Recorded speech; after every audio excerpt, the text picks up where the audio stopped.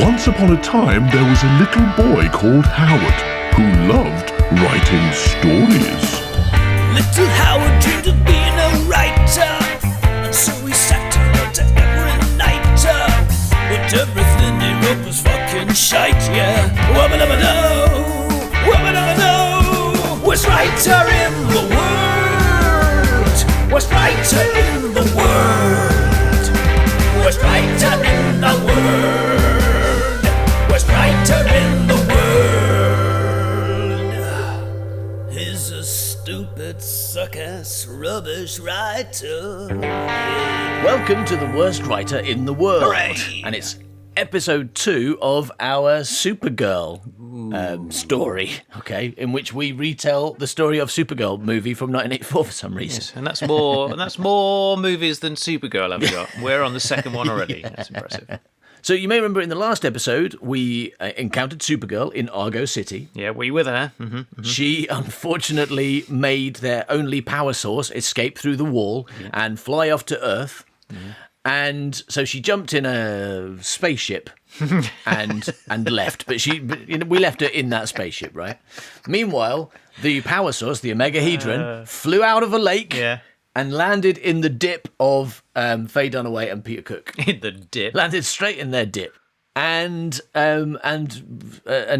Dunaway, who is playing a character called Selena, the Wicked Witch, discovered that it seems to be pretty gosh darn powerful, and buggered off with it, I guess. So, and that's where we left them. We left them in the middle of that scene. You know what? It must be difficult. It must be difficult to wait all this time to find out what happens next in a movie from 30 years ago. I agree. That must be really frustrating for people. Can I listen to it all now? Can I? Absolutely, you can. And all you've got to do is sign up to our secret gang on Patreon at patreon.com/manbycow, and you can get all 6 Supergirl episodes right now. That's the 4 about the movie and 2 extras for the coming on this feed in the distant future about the first draft script. So let's get on with episode 2, shall we, Howard? Yes, please.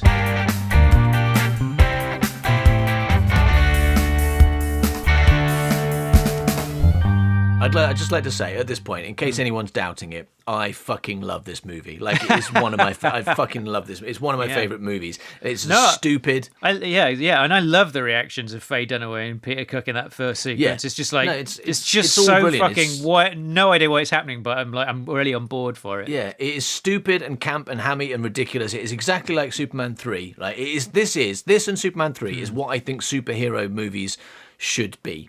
This is my kind of superhero movie. They're just over the top and ridiculous. Like, I know some people love a good dark hero movie, but and they're fine and everything, but that's not my kind of thing. But people like, even in like MCU people, the ones they really like are things like Iron Man 1 or Thor Ragnarok that Taika Waititi did, because they're kind of like this. They're kind of a bit more stupid. They're not taking themselves very seriously. It's just a lot of messing about and doing things that don't make any sense. So this is absolutely my kind of superhero movie, or just movie in general. I just wanted to establish that, because now I'm going to say this scene with Selena and Nigel is fucking awful. Right? Because they just talk and it establishes nothing. Like, it shows us nothing, right? There's just 2 witches having a conversation on a rug, and it's so confusing. I like the performances. I like, they're hamming the crap out of it. Establishes that they're witches and that, like, they are like but if rivals, but they're also love rivals. It's okay, exciting. but if you want to establish that, why not show them actually trying to do some magic? Right, this is what I was thinking. If they're witches, don't say, did you know that I can make people invisible? Because they aren't, and they can't. They're just absolutely, Wiccans, and that's aren't even they? more so, right? Imagine this scene is Nigel trying to teach Selena something to help her take over the world, maybe how to go invisible, but they both suck. Right, that'd be brilliant, because like then there's Nigel like pretending, going, you need some beans and a dead man's head, and she's got it, and she's like, it's not working. He's like, that's because you're rubbish, and she's like, I think it's because you're rubbish. And then while they're doing this, the Powerball flies out of the lake into her hand, or the dip if you want, whatever, but she picks it up, and then she can do stuff. Suddenly all this magic that hasn't been working before starts working. Peter Cook is terrified because he's a con artist, right? He's just trying to get in her pants. Yeah, absolutely. Selena then storms off to use her newfound power to drill for balleranium so she can have the universe. That's what happens in the scene. Why are you saying No, that's they not just what happens say in the scene? they say this in shit dialogue that makes it more confusing. We don't get to see anything. We don't know if they can do magic or not because they're just talking. Maybe they can, maybe they can't. We don't know. Then she gets a ball and she's like, "Now I can do magic better." We don't get to see anything. And even with the ball, all you get to see is now she can turn the radio on without using her fingers. Yes, magic. That's all it does. This scene should be so much better. And I can imagining these two actors doing that scene, like performing these rubbish witches.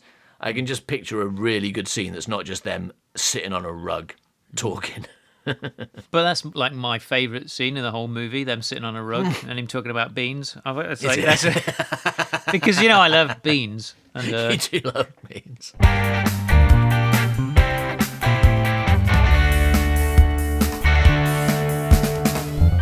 All right, cut to Kara's spaceship opens, shoots her out, and she flies out of the lake wearing her Supergirl costume. So, two things. Number one, she has the power of growing clothes. Right? In this movie, she absolutely can grow clothes. And maybe this is why Superman can take the S off his chest and throw it at baddies, because he can grow a new one. Yeah. Right? But he's not as good at it as she is because he can only grow S's, like bits of clothes, but she can grow all clothes. Yeah. And number two, does that mean that Argo City is just in this lake? Right. So when they say inner space, do they actually mean inner lake?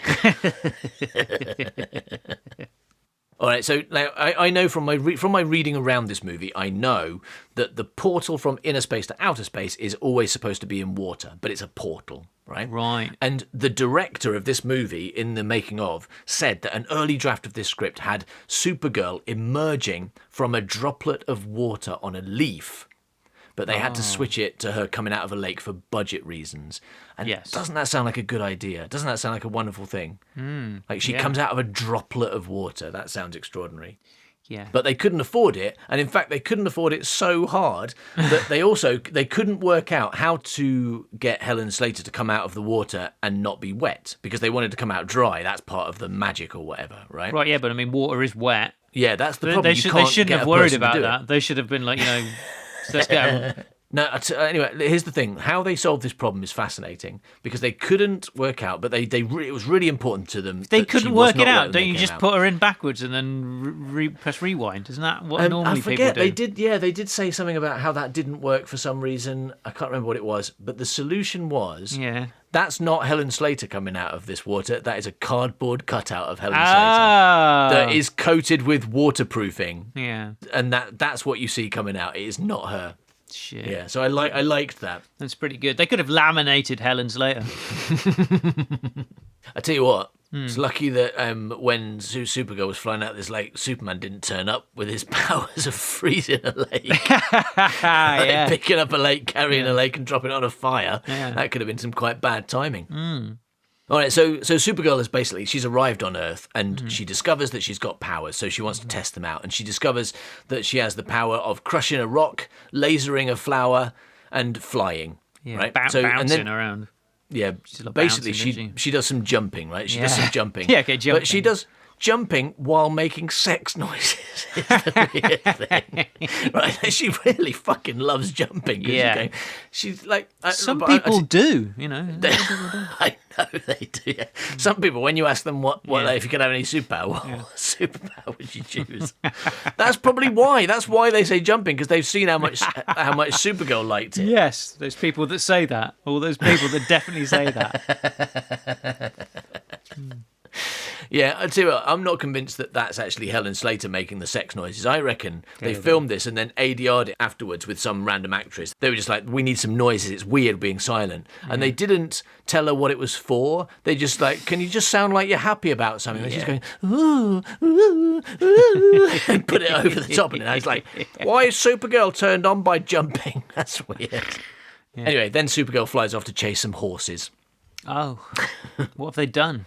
What have they I don't done? know, but she chases them for a while. Does she laser them? That'd be good, right? Oh, yeah, I find you guilty of having more legs than necessary. Bam, bam, bam!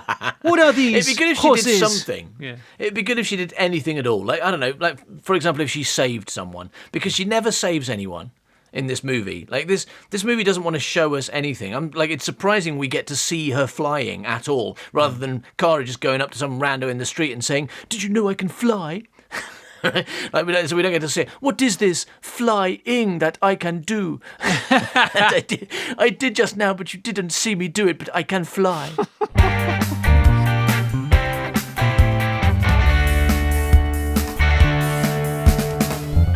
Cut to, Selena gets home to her fairground where she lives in the ghost train. She has a fully furnished apartment in a ghost train. Like, the train actually goes through her apartment. Yeah. So what I want to know is, how does that work when the fair is open? The fair's not open. Well, I don't understand what their living situation is. Like, because, like, Nigel suggested she was the fortune teller at the fair.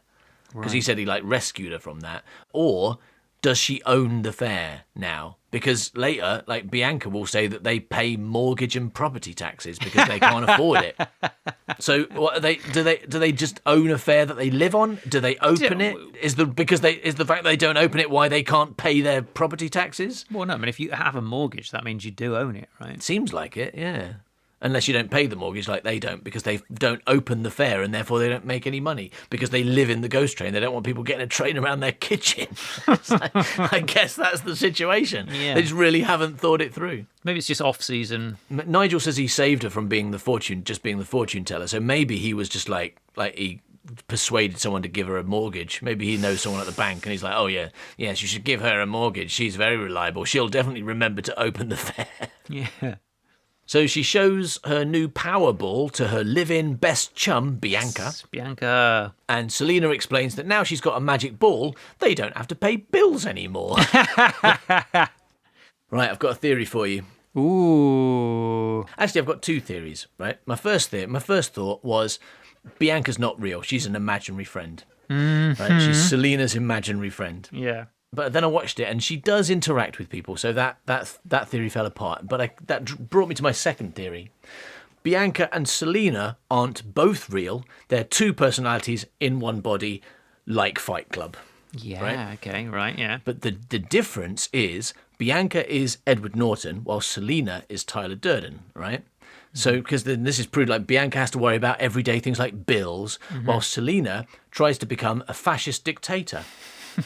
Right, so like in Fight Club, Tyler is the active character, right? He's the one that starts a fascist army, has a job, has a side hustle making soap, has an affair with Marla, terrorizes shop workers. It's just that, like, in Fight Club, our POV character is Edward Norton, who doesn't do much except watch Tyler.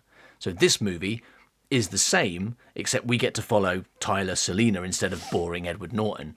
And also, in this movie, the Edward Norton character is allowed to do sassy jokes. Right? So this movie is better than Fight Club. Canon.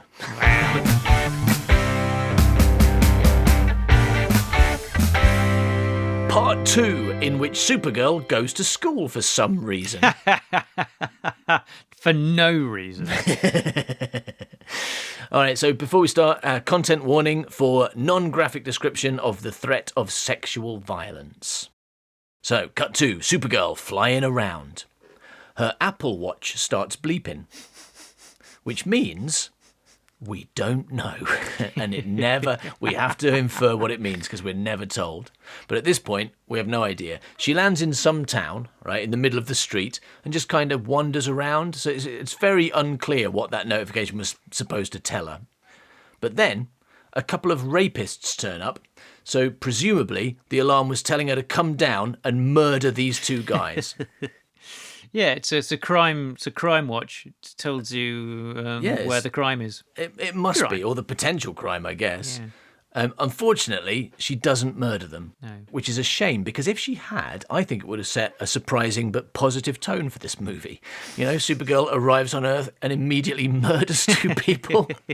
That'd be great, right? Because her watch tells her to. That'd be great, especially if you did know why she was murdering. You're like, oh no, I'm kind of on board with this iteration of Supergirl, the murderer. She does beat them up a bit, obviously, and they demonstrate that not only are they really awful people, but they're also incredibly stupid. Mm-hmm. Because she tells them that she's Superman's cousin, and she's dressed exactly like Superman. Yeah. But they're like, well, that probably won't cause us any problems. So, but, they're stupid. Okay, fair enough. Then she picks one of them up by his chin. Yeah. And that doesn't put him off. It doesn't make him think maybe this is a bad idea. Yeah, because I can understand they would doubt up to that point. And they'd be like, yeah, she's just a girl in a costume. But then when she starts doing things, it's like, absolutely. She picks one of them up by the chin. Then she blows him through a fence. And the other one's like, oh, wow, she's got superpowers. I'd better use my tiny knife to attack her then. But she heat visions the knife, and that just makes him more determined. So she kicks him 10 meters backwards into some rubbish, and then she flies away. And they both look really shocked about the flying, because the super strength and the super breath and the fucking laser eyes, they were fine. But flying? That's really surprising. And one of them says, Eddie, I think maybe we should kind of keep this to ourselves. Mm-hmm. What do you think? What, that you just tried to rape and murder someone? Yeah, probably shouldn't go around telling people about that. I think this scene was probably meant to be cathartic, right? Because Supergirl obviously has the power and gets to beat up the rapists. But I have a feeling that it's actually just re-traumatizing watching two men intimidate a woman who in reality would not have superpowers. And I had a lot to say about this scene and the way male writers carelessly depict sexual assault, but I'm worried that talking about it in great detail is also re-traumatizing, or at least highly unpleasant. So instead, let's cut to Selina and her imaginary friend are having a party in their ghost train house. And she tells Nigel that the people at the party are her foot soldiers. And her objective is world domination. So she's building an army of drones. All right, calm down, Tyler Durden. Are you going to make them stand on your porch for 3 days and then shave their heads? It's a party, so they've probably got some meatloaf, haven't they? Yeah, I mean, who's ever been to a party that didn't have meatloaf? Absolutely. I don't know. It's America. I just assume that that's... Yeah. They do seem to talk about meatloaf a lot in America. They seem to eat that 90% of the time, as far as I can tell. That's true. Maybe they do have it as finger food at parties. Yeah.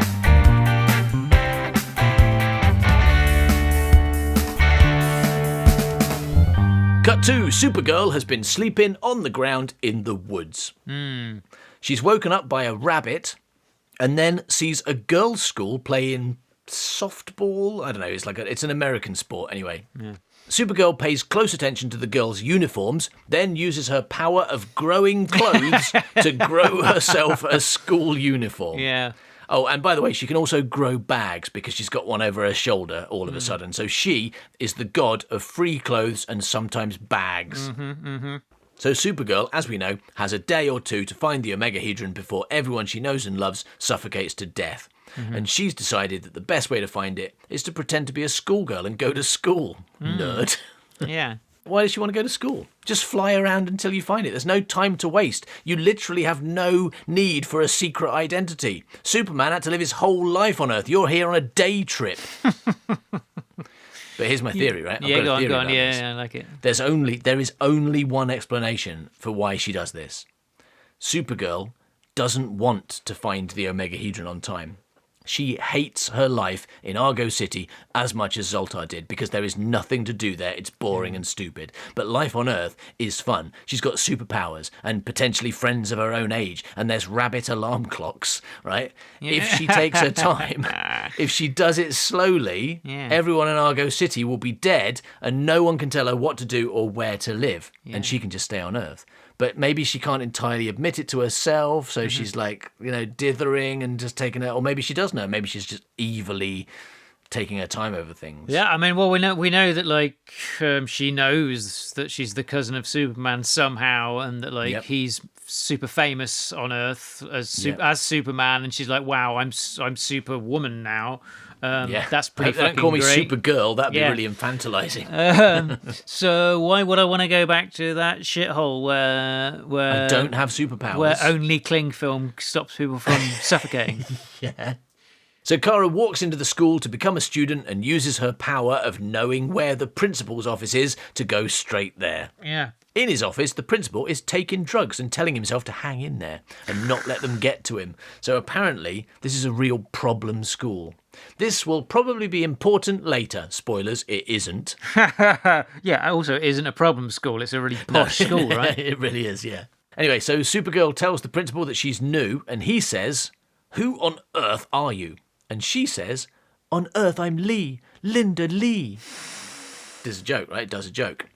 Unfortunately, I missed this joke until I read the novelisation because there's a massive pause before she answers, and by the time she says, "On earth, I'm Lee, Linda Lee," I'd forgotten that he said, "Who on earth are you?" and thought she was just being indiscreet. Yeah. And the reason there's a massive joke-ruining pause is that she needs to get inspiration for her surname by looking at a poster of famous historical racist and slavery lover Robert E. Lee. Kind of a bit worrying that the school principal has a poster of Robert E. Lee in this very white girls' school.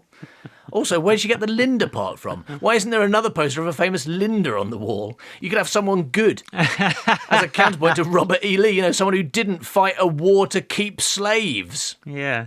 All right, so the principal says, "Where's your letter of recommendation?" And Supergirl says, "What is this letter of recommendation?" No, she doesn't. She knows. She knows full well.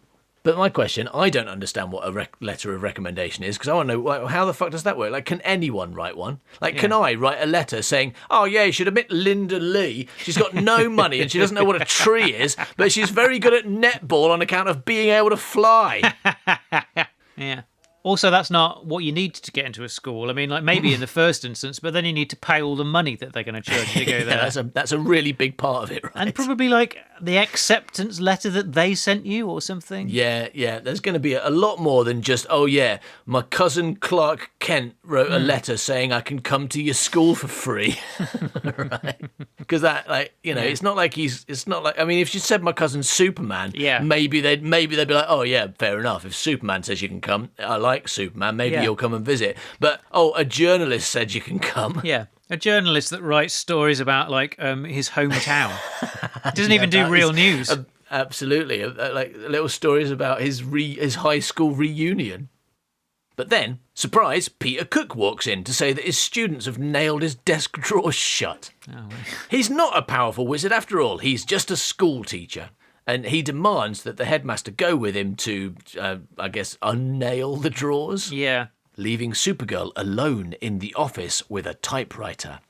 So she uses her super speed to type a letter and put it in the drawer so that he's got the letter of recommendation and nothing else, no money, no acceptance letter, no record of this woman whatsoever. But there is a letter from Clark Kent, and so she's allowed to go to this school. Weirdly written on paper with his own name written on the top of it. Headed notepaper with Principal Danvers written on it. Why did Clark Kent use our headed notepaper for this? What is this notepaper? All right, so here's the thing. Okay, when I watched the making of documentary about this movie, the director keeps banging on about how he wants Supergirl to be different to Superman because, and this is what he said, these are his words. Yeah. Where Superman is power and strength, she's more like style and elegance. Right? Yeah, so what he's worked out is that Superman is a man and Supergirl is a girl, so he wants her powers to be more like what he thinks of as feminine. So yeah, that's good. I'm sure that won't have a negative effect on this film. So anyway, I've made a list of what powers Supergirl has demonstrated so far. So, number 1, make flowers grow.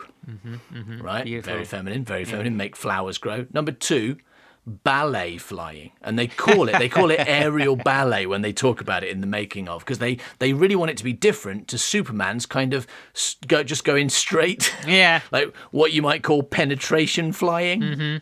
Number 3, jumping while making sex noises. Number 4, the ability to change her clothes, so clothes power, that's very, very feminine. Number 5, the ability to change her hair. Yeah. Number 6, the ability to change her makeup. And number 7, typing. super fast typing. Yeah, of course. Yeah. That is a skill she has demonstrated. Later in this movie, she's going to turn out to have super wool shop powers, isn't she? She can work in a wool shop 10 times faster than a normal woman.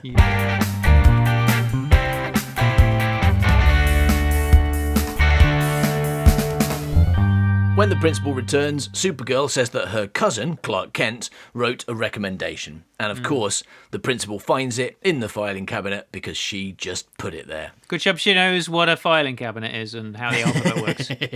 Yeah. She knows so many things, but not about trees. Yeah. And in the novelisation, this is just one line from the novelisation which I thought you'd appreciate. Because when she says it's in the filing cabinet, the principal goes over to look for it and he says, what did you say your name was? Glenda Glee? Is it the Cyberlone? Is your name Cyberlone? God, does it really say that? Yeah. So here's a question for you. Yes. How does Kara know so much about her cousin? Like, has he been writing postcards to inner space? Like, dear Uncle Zor-El, having a wonderful time on Earth, I have lots of superpowers here. For example, the power to fly to a lake, freeze the lake, pick up the lake, carry the lake to a burning factory and drop it. That's pretty good. I had a girlfriend called Lois Lane, but she found out my secret identity, so I had to kiss her memory away. And now she's in hospital. General Zod came to visit recently and got right up in everyone's grill. You know what he's like. So I had to take the S off my chest and throw it at him. And it turned into a prison and he fell down a hole. Anyway, got to go and have a fight with my evil self in a scrapyard. Love to Auntie Laura. Wish you were here from Clark. Yeah, that's definitely that. The only explanation is she's seen the movies. Yeah, that's true. That's true.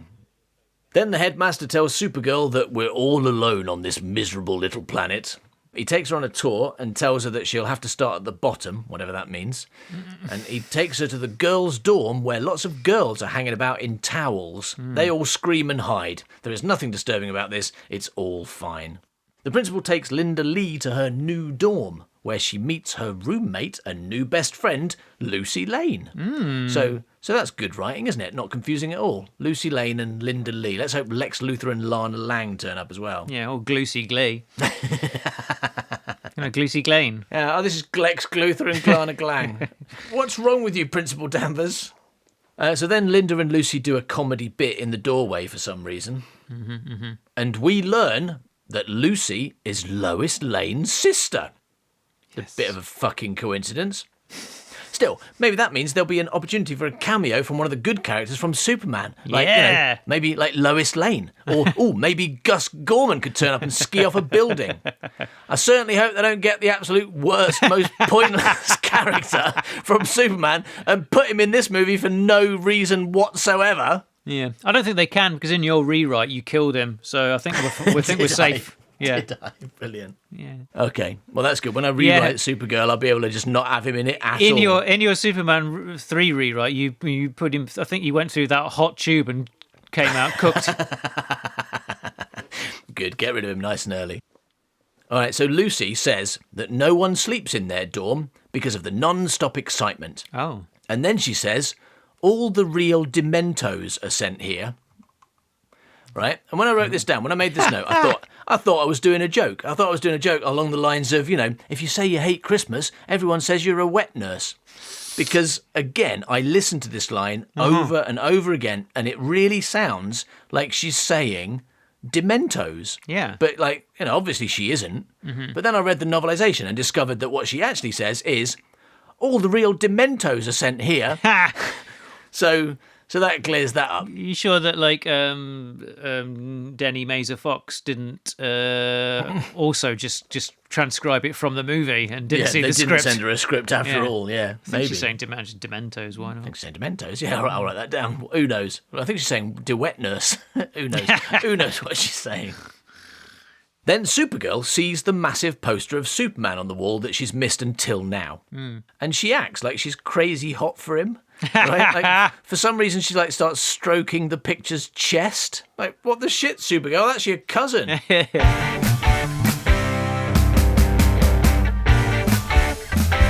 Cut to Selena in the back of a car and Bianca driving. But let's not forget, they are actually just one person, so really, there's no one in the back seat. Selena says, "People will do anything for love. They'll jump off cliffs for love. They'll drown themselves like lemmings. So I'll make everybody love me." Then, Edward Norton Bianca sees a hot gardener without a shirt on. She wants some. Unfortunately, Tyler Durden's Selena is going to try and get in there first. Cut to Professor Snape's class. Supergirl's bracelet tells her that the Powerball is close by. Probably this hasn't actually been set up at all. Either the Powerball is close by, or, if the last time this happened is anything to go by, 2 dangerous truckers are about to turn up with a knife. But she x-rays the wall and sees a car outside. She goes to follow it, but Professor Peter Cook Snape stops her because she's in class. What a shame that she's in class. What a shame that she's forced to be in class and didn't, commit to it herself readily. Yeah, pretty stupid idea to join a fucking school, Supergirl. Maybe you should have used this time to look for the object that will save the lives of everyone you know. Unless you didn't want to for some reason. So Professor Peter Cook Snape tries to embarrass her by asking her the answer to a difficult equation, which she answers. All the other girl thinks she's doing a gag, but Professor Peter Cook Snape realises she got the answer right. Impossibly. She used her super brain to get the answer right. So that will probably lead to something else happening in this movie later on, right? Maybe it'll help the villains, who he is one of, work out that she's Supergirl, right? Definitely, something will come of this. It wouldn't just be an event that leads to nothing. We never hear anything more about this, and it doesn't matter to anything. Yeah. Just like Superman 3, so many things in this movie just happen and then nothing comes of it whatsoever. There's so many scenes in films feel like scenes that have just been someone has seen in another film, and they're going I've got to put that bit, and that's a good bit, even though it goes absolutely nowhere. Didn't you say at the beginning of the movie she was really bad at maths? She did, yeah. But I guess bad at maths for a Kryptonian is good at maths for a human. I think that's what we're meant to know from this. Also, first draft of the movie, this scene happens with a different character and is part of the setup to a whole plot. For some reason, they kept the setup and cut the whole plot. It's ridiculous why this is here. It's just they wanted to get some more Peter Cook. Maybe. So then Peter Cook asks how she knew the answer, and Lucy Lane helps out by saying it's because a storm made Linda smarter. Literally, that's what she says. Right? And then they leave, and Supergirl's really grateful for that helpful excuse. Yeah. And Lucy tells her, she gives her a bit of advice at this point. She tells her not to act so clever, or people won't like her.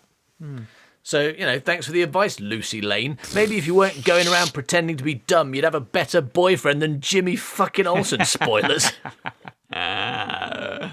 I think that Lucy just looked around the room and saw a poster with the word storm written on it, and she was like, "It's a storm." That's what. Some worryingly racist military operation. In fact, Desert Storm. She sees a poster of Desert Storm, and she's like, "Oh yeah, my name's Robert E. Storm." No, hang on, that's not what I'm trying to think of at the moment.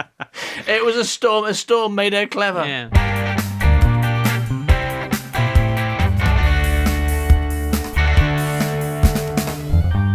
Cut to a school hockey game. There appears to be a school bully, because it's an 80s film with a school in it, and that's the law. Even though this bully has no bearing on the plot or characters or anything and will be forgotten in about 5 minutes. You've got to have a bully. Yeah. The bully knocks Lucy Lane over, then hits a ball straight at her face. But Supergirl rushes over, presumably using super speed considering she has to beat a flying hockey ball, and blocks Lucy. The ball hits Supergirl's back and explodes. The ball explodes into dust, and everyone looks around to see if Clark Kent is there, because he's famous for making sports equipment explode, ever since he did it to those bowling pins to make Lana Lang's son look cool. It's so weird, right? Because, that seems to suggest that if it had hit Lucy in the face, it would have exploded as well, and that the person that threw it is got a really strong arm. Yeah, because if you throw a ball, nothing to do with her super strong back. If you throw a ball at a steel wall, it doesn't explode. No. You're absolutely right. Yeah, it just bounces off. Yeah. No, you're right. Yeah, that's true. Unless she has the power of making things explode into dust when she touches them, which she does because she did that to a rock earlier. Okay, there you go then. So yeah, we thought she crushed it, but she crushed it into dust, and that's not what would happen if you were super strong. Like you put a rock in a vice, it doesn't turn to dust, does it? It just breaks into pieces. But she squeezed it and it turned into dust. So she's got turn things to dust power. Cut to the showers. The bully and her friend are using their plumbing expertise to make the water go really hot and burn their classmates' skin off. Yeah, that's great. So I guess this Love is it. why the headmaster was so stressed, because like there's these two girls who are actually Because quite violent. He's got murderers in his class. So these two murderers, this is the problem. But fortunately, Supergirl's spidey sense tells her something is wrong. Right now, and it actually is like it makes the spidey sense noise, just like in the cartoon. And then she uses her super hearing and hears the bully say, "So they lose a little skin, serves them right. I want to see them suffer." The actual villain of this movie, Selena, hasn't done anything nearly this bad. No. As like burning the skin off a load of people because you're annoyed because they didn't let you bully them properly in a hockey match or something. I mean, the thing is, if it gets really, really hot, they'll probably move. That's what I'm thinking. That's what I would do. Unless she's like glued them to the floor as well, so they're stuck there. So Supergirl uses her heat vision through the concrete and tiled wall, but without damaging the concrete and tiled wall, to make the wrench hot, at which point the bully runs away and is never seen again. Cut 2, back in the dorm, Lucy offers to pierce Supergirl's ears for her. Lucy says, "I take a needle, then I heat it up, and then I dab it with some alcohol, and zap, all the guys go crazy."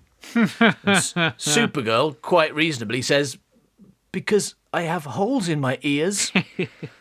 And Lucy acts like Linda's the one being weird. While they talk, Supergirl puts a bra on over her clothes because Kryptonians always wear underwear on the outside. Yeah, nice. That's probably, that might be why.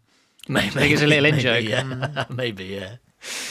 Lucy says she's dating Jimmy Olsen. You know, the pointless one from Superman 3. You remember how there was no reason for him to be in that film? Well, I'm surely they wouldn't make that mistake again and put him in this film for no reason as well. They decide to meet later at Popeye's. In the meantime, Supergirl flies around looking for the Omegahedron. It gets dark. Then it gets light again. Then she goes to meet her friends at Popeye's later the same afternoon. Yeah. This movie does not know how days work. You don't know which direction she was flying. She was flying backwards. Okay. Yeah, because I thought about time zones. I was wondering, like, maybe she went really far. But, I mean, there really are American landmarks that she's flying over. She flies over a baseball diamond. You could make, like, maybe it's in Japan. But the thing is, before she does that, she sits on the grass and looks at a map and basically draws an area of where she's going. And it's not very... It's a very small area that she's planning to fly around. Yeah, because she knows that the Omegahedron is in the vicinity because she saw it through a wall just the other day. Yes, she did, yeah, and she keeps sensing it, yeah. Yeah. Anyway, so whatever the case, the sun has now come up more than once while Supergirl has been on Earth, right? Yeah. So that means several days have passed, and that means everyone in Argo City is fully dead.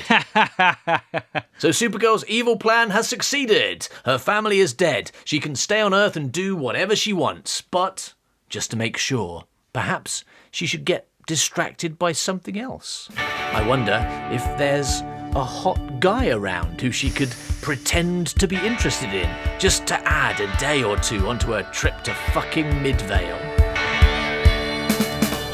Little Howard dreamed of being a writer, and so he sat down to every night.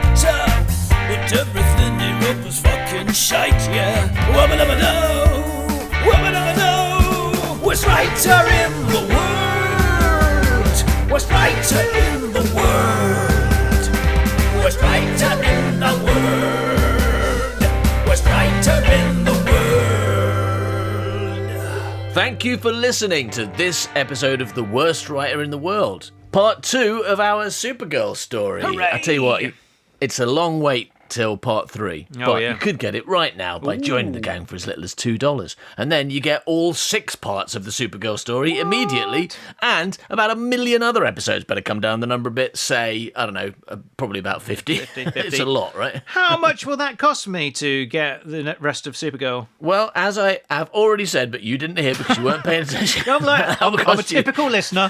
Yeah, that will cost you $2. And it could be just like a one-off payment. You could just leave like some kind of, Mino if you wanted to. We're not going to know. Well, We're we not will know. advocating that, but you can do that. If you hadn't can do thought that. of it, There's no commitment. You can do that. You could probably do no that commitment. on the $12 tier as well if you wanted to give us more money. You could give us, if you wanted to, you could sign up, give us £1 million, and then just leave, and not get any any real benefit from that. Yeah. If you wanted to do that, Yeah. in fact, if you wanted to, you could give us £1 million, not download any of the episodes that you immediately get out, because you get for that price, you'd get access to everything, because you'd be signing up at the $30 tier, but just paying far too much for it. And in that case, you get absolutely everything. That is well over 400 episodes of stuff immediately. Brilliant. And then you could just not get any of it and leave, and that'd be fine. You could, if you all did more that, than fine. We would prefer that, wouldn't we?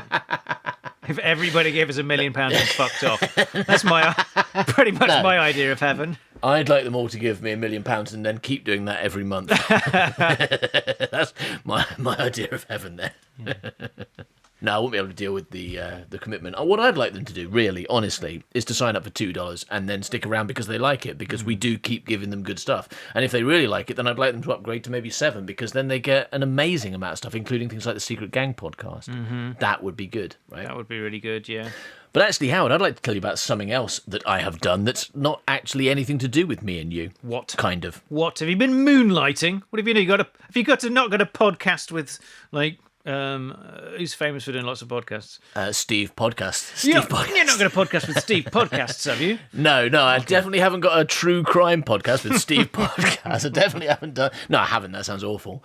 But what I have done is, how I read stuff on this show, and I've been doing that for quite a few years now, and maybe I've even improved, got used slightly. to doing it, Yeah, improved a bit, improved very slightly, to the point when I kind of get a bit deluded and start to think maybe I could read audiobooks. Oh, right. Maybe I could be an audiobook reader, right? Yeah.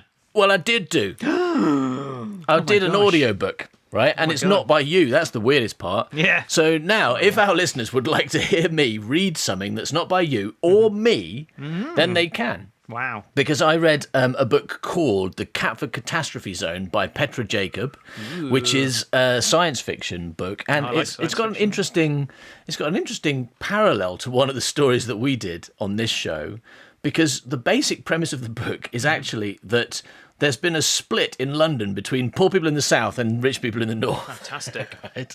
I know. Apart from that, it couldn't be more different to The Last Olympian. like absolutely nothing. So it's not got Jason Statham and a Muppet in it, then? It's not got Jason Statham Muppet in, but if you listen to it, you might notice that some of my voices, like one of the main characters, I'm really struggling at times not to let it turn into Tom Baker Doctor Who. And also, I decided one of the characters should go, "Oh, sir," before everyone. You didn't. But then, no, I did. I absolutely used that. I used that voice for one of the main characters. But you don't and say I had it was to cut. oh. No, I had to cut. But when I recorded it, I had to cut myself do it, because sometimes I did have to do that to get the voice on. But then obviously I had to cut the "ohs" because that's not in the text. That's not like the writer didn't write "oh, sir" on any of it. So No, I never wrote that either. You don't care about paying attention. I think just in my words. Your work needs my help, needs improvement. But this book is really good. No, it's a really good book. You should check it out, and also you get to listen to me. Fantastic. Yeah, so it's called The Catford Catastrophe Zone by Petra Jacob. It's available from Audible, definitely, and I believe other places, and it's read by me. Going, oh, sir. Hooray! Thanks for listening, everybody. Bye-bye, milk. Bye-bye, milk. He's a stupid, suck-ass, rubbish writer. Yeah.